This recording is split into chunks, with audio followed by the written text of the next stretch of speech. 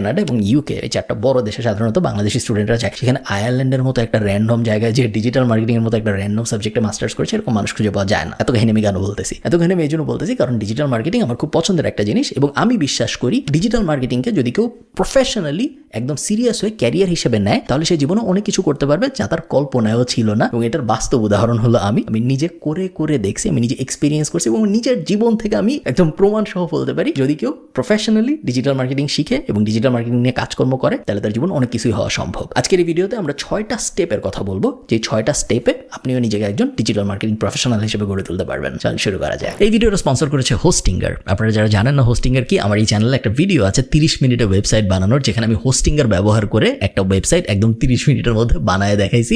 আপনারা চাইলে ওই ভিডিওটা দেখতে পারেন আরো ভালো আইডিয়া পাওয়ার জন্য।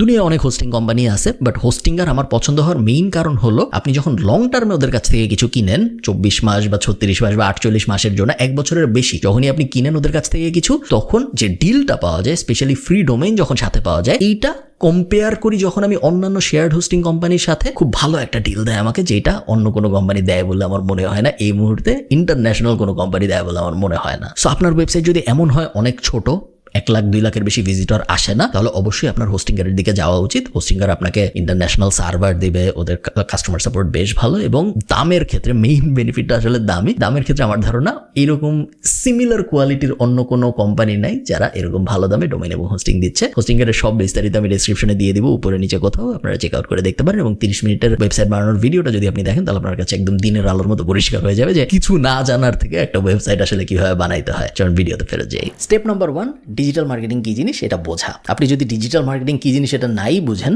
তাহলে তো কোনো কিছুই আসলে হইল না। যে কোনো কিছু শুরু করার আগে ওই ইন্ডাস্ট্রিটা খুব ভালো মতো বোঝা জরুরি। ডিজিটাল মার্কেটিং যদি আমরা বুঝতে চাই তাহলে আমাদের একটু মার্কেটিং ব্যাপারটা বুঝতে হবে। মার্কেটিং কি জিনিস আমরা সবাই কমন সেন্স থেকে জানি। মার্কেটিং হলো এমন পদ্ধতি, যে পদ্ধতিগুলো ব্যবহার করে একজন মানুষকে কোনো একটা প্রোডাক্ট বা কোনো একটা সার্ভিসের কাছে নিয়ে আসা যায়। সরাসরি কিনাইতে হবে না। প্রোডাক্ট বা সার্ভিসের ব্যাপারে জানানো এক ধরনের মার্কেটিং, অ্যাওয়্যার করাও এক ধরনের মার্কেটিং, প্রোডাক্ট বা সার্ভিসের কোনো একটা ফিচারের ব্যাপারে জানানো এক ধরনের মার্কেটিং। অনেক ধরনের মার্কেটিং হইতে পারে, বাট গোল সবসময় সেম, প্রোডাক্ট বা সার্ভিসের কাছে নিয়ে আসবো আমি আমার পোটেনশিয়াল কনজিউমারকে। এই জিনিসটাকে মার্কেটিং বলে। ইতিহাসে মার্কেটিং ট্র্যাডিশনালি যেভাবে হয়ে আসছে সেটা হলো, আমি রাস্তা দিয়ে হাঁটতেছি, আমি ডাইনে একটা বিলবোর্ড দেখলাম, এই বিলবোর্ডটা কে বসাইছে? একটা কোম্পানি বসাইছে। কেন বসাইছে? কারণ সে তার কোম্পানির বিস্তারিত আমার মাথার মধ্যে দিতে চায়, যেন পরবর্তীতে ওই কোনো প্রোডাক্ট বা সার্ভিস যদি আমি কিনতে চাই সেক্ষেত্রে ওই বিলবোর্ডে আমি যে জিনিসটা দেখছি সেটা যেন আমার মাথায় থাকে। সবসময় কাজ করে এরকম না, but that's marketing. Traditional marketing এর আরো কিছু উদাহরণ কি? টিভিতে আমরা যখন অ্যাড দেখি, রেডিওতে আমরা যখন অ্যাড দেখি, পেপারে আমরা যখন অ্যাড দেখি, আমাদের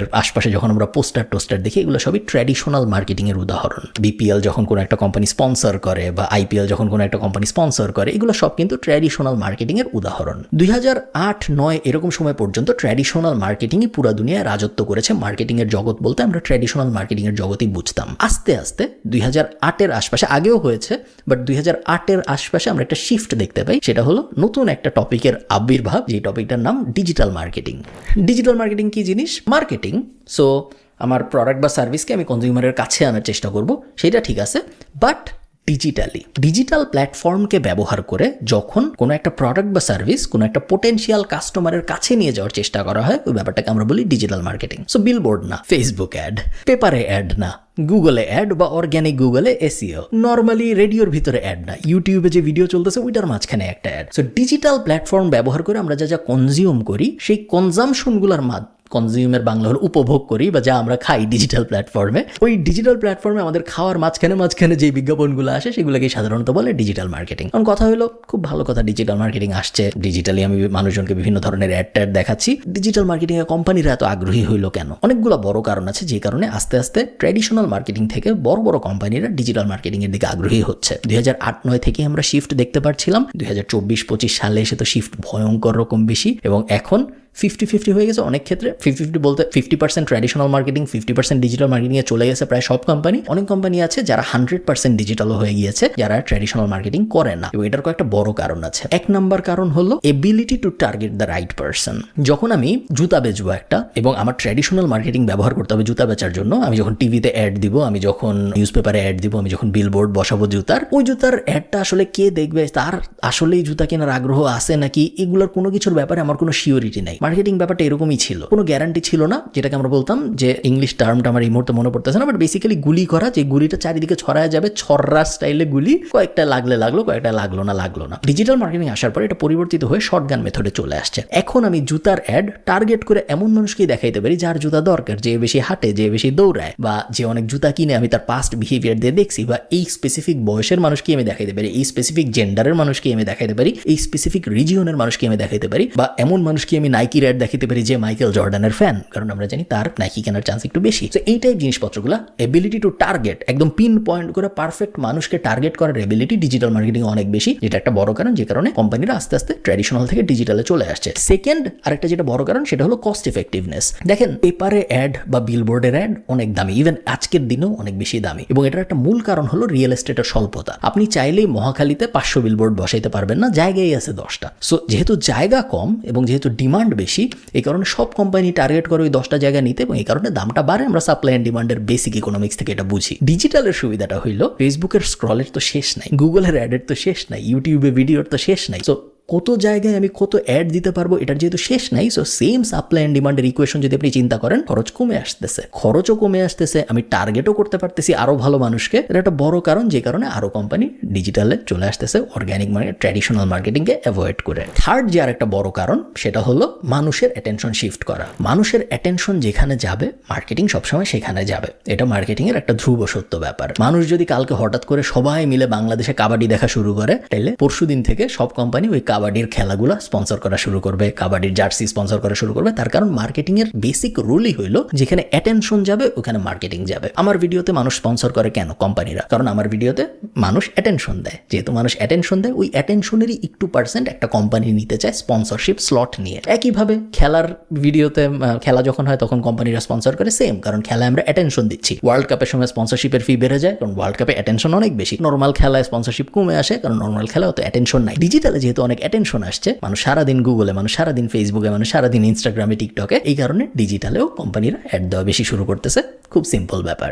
স্টেপ 2 হলো এই ব্যাপারটা বোঝার চেষ্টা করা, ডিজিটাল মার্কেটিং এর ভেতরে কি কি সাব টপিক আছে বা সাব ফিল্ড আছে যেখানে আপনি আপনার নিজের ক্যারিয়ার দাঁড় করাইতে পারেন। ডিজিটাল মার্কেটিং এর সাব ফিল্ড বলতে আমরা যদি আবারও ট্র্যাডিশনাল মার্কেটিং এর উদাহরণ নিই তাহলে বুঝতে সুবিধা হবে। ট্র্যাডিশনাল মার্কেটিং এর সাব ফিল্ড কি? ট্র্যাডিশনাল মার্কেটিং এর সাব ফিল্ড হইল, আপনি টিভি অ্যাডের বিষয়ে একজন এক্সপার্ট হইতে পারেন, আপনি কপি লেখার ব্যাপারে একজন এক্সপার্ট হইতে পারেন, আপনি বিলবোর্ড বানানোর ব্যাপারে একজন এক্সপার্ট হইতে পারেন, বিলবোর্ডের ভিতরে যে ডিজাইন হয় সেই ডিজাইনের ব্যাপারে আপনি একজন এক্সপার্ট হইতে পারেন। সো ট্র্যাডিশনাল মার্কেটিং এর যে ডিফারেন্ট পার্ট আছে, ওই ডিফারেন্ট পার্টে আলাদা এক্সপার্ট মানুষ পাওয়া সম্ভব। ডিজিটালেও ব্যাপারটা এক্স্যাক্টলি সেম, বাট ডিজিটাল এই ব্যাপারটা আমরা দুইভাবে ডিফাইন করি। একটা হলো প্ল্যাটফর্ম ডিফারেন্স আর একটা হলো স্কিল ডিফারেন্স। প্ল্যাটফর্ম ডিফারেন্স ব্যাপারটা হলো ডিজিটাল মার্কেটিং এ আপনি যখন একজন মানুষের কাছে পৌঁছানোর চেষ্টা করতেছেন আপনার ডিজিটাল মার্কেটিং স্কিল দিয়ে, তখন সেই স্কিলটা অনেক ধরনের হয়, অনেক প্ল্যাটফর্মের উপর ভিত্তি করে স্কিল পরিবর্তিত হয়।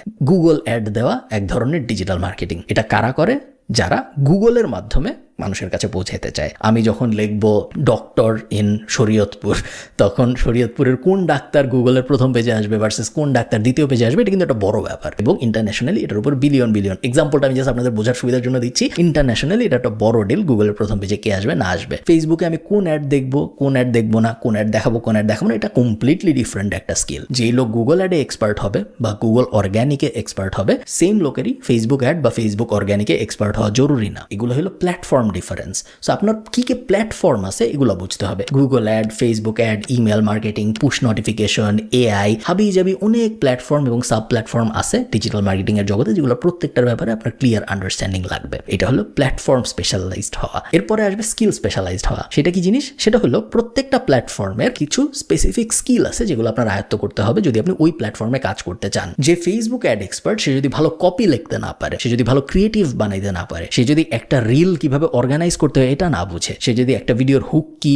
মেইন পয়েন্ট কি, সিটিএ কি, এগুলো খুব ভালো মতো না বুঝে, তাহলে কিন্তু সে কখনোই ফেসবুক অ্যাডে ভালো করতে পারবে না। এটা ফেসবুক প্ল্যাটফর্মের উপরের স্কিল। আবার মনে করেন যে লোক গুগল অ্যাডে এক্সপার্ট হবে, তার খুবই ভালো কপি রাইটিং জানতে হবে, কারণ তার লেখা দিয়ে বুঝাইতে হবে মানুষকে কেন ওই অ্যাডে ক্লিক করা উচিত অন্য কোনো অ্যাডে ক্লিক না করে, বা কেন তার ওই অর্গ্যানিক রেজাল্টে ক্লিক করা উচিত অন্য কোনো অর্গ্যানিক রেজাল্টে ক্লিক না করে। এই জিনিসটা তার লেখা দিয়ে বোঝানো ছাড়া উপায় নেই, কারণ গুগল রেজাল্টে লেখা ছাড়া আর কিছু আসে না। ফেসবুকে যেরকম ইমেজ আসে, ভিডিও আসে, গুগল অ্যাডে খালি লেখাই আসে। সো ওইখানে লেখার স্কিলটা অনেক বেশি গুরুত্বপূর্ণ, কপি রাইটিং এর স্কিলটা অনেক বেশি গুরুত্বপূর্ণ। এই কারণে কপি রাইটিং বিশাল একটা ইন্ডাস্ট্রি। সো আপনি বুঝতে পারতেছেন প্রত্যেকটা প্ল্যাটফর্মের আলাদা আলাদা স্কিল রিকোয়ারমেন্ট আছে, এবং আপনি যদি ওই প্ল্যাটফর্মে কাজ করতে চান আপনার ওই স্কিলগুলো আয়ত্ত করতে পারতে হবে। যে ইমেল মার্কেটিং এক্সপার্ট তার খুব ভালো ইমেল সাবজেক্ট লাইন বানাইতে পারতে হবে, তার খুব ভালো ইমেল বডি বানাইতে পারতে হবে, তার খুব পারফেক্টলি এবি টেস্টিং করতে পারতে হবে, ইত্যাদি ইত্যাদি। আমি যদি বলা শুরু করি প্ল্যাটফর্মের এবং প্ল্যাটফর্ম স্পেসিফিক স্কিলের, ওটার কোনো শেষ হবে না, বাট এই ব্যাপারগুলো আপনার পারতে হবে। এটা আমি বলবো step number 2। Step number 3, forget digital, learn marketing. এই কথাটা একটু কন্ট্রোভার্সিয়াল, বাট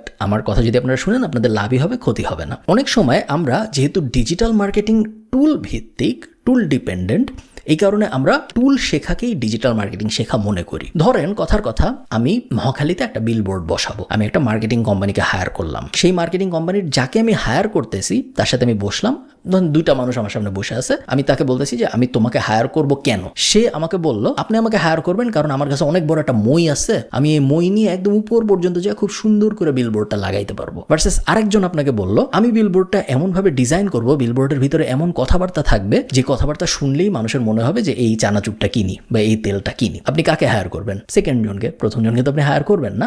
সেম জিনিস আপনি যখন ফেসবুক অ্যাডের দুনিয়ায় নিয়ে আসবেন, আপনি ব্যাপারটা একটু চিন্তা করেন। একজন আপনাকে বললো আমি ফেসবুক অ্যাড খুব ভালো বুঝি, আমি টার্গেটিং করতে পারি, আমি ফেসবুক অ্যাড ড্যাশবোর্ড চিনি, ড্যাশবোর্ডের ভিতরে কোনটা ক্লিক করলে ক্যাম্পেইন কি জিনিস, অ্যাড সেট কি জিনিস, অ্যাড কি জিনিস, এগুলো আমি বুঝি। এটা আপনাকে একজন বললো। আরেকজন বললো ফেসবুক অ্যাডটা আমি এমন ভাবে সাজাবো যেন এই অ্যাডটা পড়লেই আমার আপনার জিনিসটা কিনতে ইচ্ছা করে। সেকেন্ড জনকে হায়ার করার চান্স অনেক বেশি। টুল স্ট্র্যাটেজি হইলো যারা ফার্স্ট জিনিসটা পারে সেকেন্ড জিনিসটা পারে না। অনেক মানুষ আপনি দেখবেন যারা নিজেদের বলে ডিজিটাল মার্কেটিং এক্সপার্ট, বাট তারা আসলে টুলটা বুঝে। তারা আসলে বুঝে যে অ্যাড ম্যানেজার ড্যাশবোর্ডটা কি জিনিস, অ্যাড ম্যানেজার ড্যাশবোর্ডের ভিতরে কোনটা ক্লিক করলে কি হয়, অ্যাড সাজায় কিভাবে, ক্যাম্পেইনের ভিতরে কিভাবে অ্যাড সেট থাকে, অ্যাড সেটের ভিতরে কিভাবে অ্যাড থাকে, অ্যাডভার্টাইজমেন্ট প্লাস ক্যাম্পেইন কি কি, এই ধরনের জিনিসপত্র বেসিক্যালি সে টুলটাও বুঝে, বাট সে স্ট্র্যাটেজিটা বুঝে না, বা অ্যাকচুয়াল মার্কেটিং বুঝে না। আরেকটা উদাহরণ দিই তাহলে আপনার একদমই বুঝতে সুবিধা হয়ে যাবে। আমাদের যখন একটা খুব সুন্দর আর্কিটেকচারাল প্রজেক্ট, মনে করেন পৃথিবীর সবচেয়ে সুন্দর একটা বাড়ি বানাইতে হবে আমাদের, আমরা কিন্তু যে পৃথিবীর সবচেয়ে বড় রাজমিস্ত্রি খুঁজে আনি না যে সবচেয়ে ভালো স্ক্রু ড্রাইভার চালাইতে পারে, কারণ রাজমিস্ত্রি যে সবচেয়ে ভালো স্ক্রু ড্রাইভার চালাইতে পারে সেই ইম্পর্টেন্ট না। ইম্পর্টেন্ট হলো যে বুঝবে বাড়িটার ডিজাইন কিরকম হবে, বাড়িটার আর্কিটেকচার কিরকম হবে, বাড়িটা, কারণ ওইভাবে তখন যখন রাজমিস্ত্রিটা ওই প্ল্যান অনুযায়ী কাজ করবে তখন জিনিসটা ভালো হবে। রাজমিস্ত্রি অত ইম্পর্টেন্ট ব্যাপার না, আর্কিটেক্টটা বেশি ইম্পর্টেন্ট। একইভাবে গুগলে মেটা ডেসক্রিপশন কিভাবে লেখে বা ফেসবুকে কিভাবে এটা চাপলে ওইভাবে 18 থেকে 25 বছর বয়সীদের অ্যাড, ওই ব্যাপারটা ইম্পর্টেন্ট না। ইম্পর্টেন্ট হলো বোঝা আমি কি বললে বা আমি কি দেখাইলে কি হবে, আমি কি বললে, আমি কি ভিডিও দেখালে বা আমি কি ইমেজ দেখাইলে, কখন কোন সময় কোন জিনিস দেখালে, কিভাবে বললে মানুষ কনভিন্স হবে বা মানুষ কোনো একটা অ্যাকশন নিতে আগ্রহী হবে। এই যে পার্ট, এটাই অ্যাকচুয়াল মার্কেটিং। বাকি সবকিছু হলো টুল, ঠিক আছে?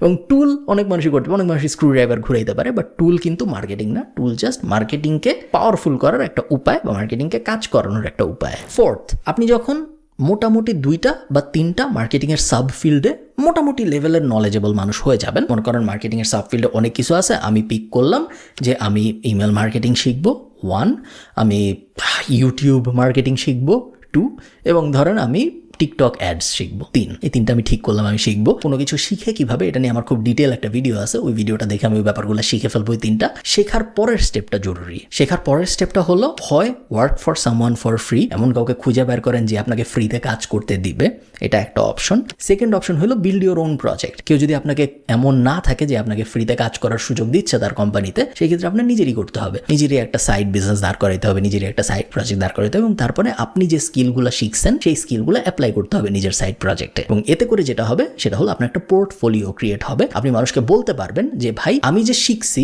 এটা জাস্ট আমি বলতেছি না, এই হইলো প্রমাণ যেটা দেখে আপনি বিশ্বাস করবেন আমি শিখছি। অনেক মানুষ আছে যারা বলে যে সে পারে, তাদের মনেও হয় তারা পারে, বাট তারা আসলে দেখাইতে পারে না যে তারা পারে। আপনি ওই ব্যাপারটা করবেন না, আপনি দেখাইতে যেন পারেন, এইটার জন্য যতটুকু কষ্ট করা লাগে আপনি করবেন, কারণ দেখাইতে না পারলে মুখের কথার কোনো মূল্য নেই। স্টেপ নাম্বার 5, এখন আপনার দেখানোর মতো জিনিস আছে। যেহেতু এখন আপনার দেখানোর মতো জিনিস আছে, এখন আমরা চলে যাব 2টা জায়গায়।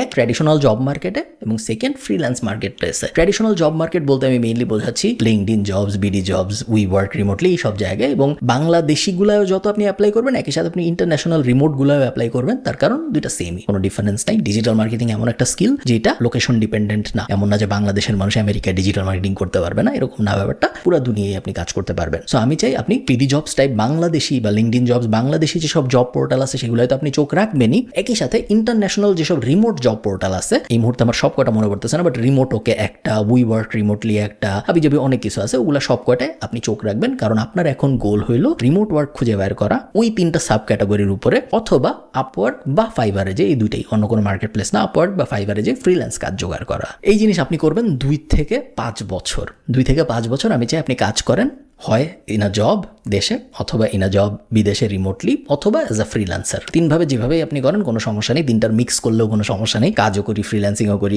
যেভাবে আপনি সাজাতে যান করেন, বাট আমি চাই আপনি এটলিস্ট 3, 4, 5 এরকম বছর কাজ করেন অন্য কারো জন্য, এবং তারপরে ফাইনালি 5 বছর পরে আপনি যে কাজটা করবেন সেটা হলো আপনি এতদিন ধরে যে স্কিল শিখছেন প্লাস এতদিন ধরে আপনার যে কাজের এক্সপিরিয়েন্স হয়েছে, 2টা মিলায়ে আপনি কি বিজনেস দাঁড় করানো যায় এটা নিয়ে প্ল্যান করা শুরু করবেন। কারণ দিন শেষে আপনার ফাইন্যান্সিয়াল ফ্রিডমটা তখনই আসবে যখন আপনি নিজের বিজনেস শুরু করবেন। যতদিন পর্যন্ত আপনি অন্যের জন্য কাজ করবেন কখনোই আপনি ফাইন্যান্সিয়ালি ফ্রি হতে পারবেন না, সবসময় আপনার অন্য আরেকজনের উপর ডিপেন্ডেন্ট থাকতে হবে। এই 6টা স্টেপ যদি আপনি ফলো করতে পারেন তাহলে আমার ধারণা আপনি খুবই ভালো একজন ডিজিটাল মার্কেটিং প্রফেশনাল হয়ে নিজের ক্যারিয়ার দাঁড় করে দিতে পারবেন। কয়েকটা অ্যাডিশনাল স্টেপ আমি বলে দিই যেগুলো যদি আপনি করতে পারেন তাহলে খুবই ভালো, বাট করা জরুরি এরকম না, না করেও সম্ভব। একটা, see if you can do a masters in digital marketing, and যদি আপনি এমন হয়ে থাকেন যার ব্যাচেলর লেভেল এখনো শুরু হয় নাই এবং আপনার পরিকল্পনা আপনি ডিজিটাল মার্কেটিং এ মাস্টার্স করবেন, তাহলে আপনার ব্যাচেলর অবশ্যই মার্কেটিং এ হওয়া উচিত, যেটা আমার ছিল। আমার ব্যাচেলর ছিল মার্কেটিং এবং হিউম্যান রিসোর্সে, পরে আমি মাস্টার্স করেছি ডিজিটাল মার্কেটিং এ। এটা একটা মেজর ব্যাপার যেটা আপনাকে অন্যদের থেকে অনেক আলাদা করে দিবে। সেকেন্ড, ইংলিশ স্পিকিং ক্যাপাবিলিটি খুব বেশি ইম্পর্টেন্ট। তার কারণ আপনি যখন ইন্টারন্যাশনালি কাজ করবেন, ইংলিশ শুধু ক্লায়েন্টের কথা বুঝতে পারার জন্য না, মার্কেটিংয়ের দুনিয়ায় ইংলিশ আপনি যখন বুঝাবেন, আপনি যখন অ্যাড সাজাবেন, আপনি যখন ক্যাম্পেইন সাজাবেন, কিভাবে কথা বললে আপনার অ্যাডটা যে দেখতেছে সে পারসিউড হবে, তার ওই জিনিসটার প্রতি আগ্রহ বাড়বে, এটা বোঝার জন্য ভালো ইংলিশ জরুরি। শুধু কনভারসেশনাল ইংলিশ দিয়ে এটা করাটা কঠিন অনেক সময়, যে আই ফাইন ইউ গো, ওই টাইপ জিনিস দিয়ে এটা করা যায় না। ক্লায়েন্টের সাথে হয়তো কথাবার্তা বলা যায়, বাট অ্যাকচুয়াল মার্কেটিং করা যায় না, কারণ এটা আরও বেশি কম্পিটিটিভ। সো ইংলিশের ব্যাপারটা একটু মাথায় রাখবেন।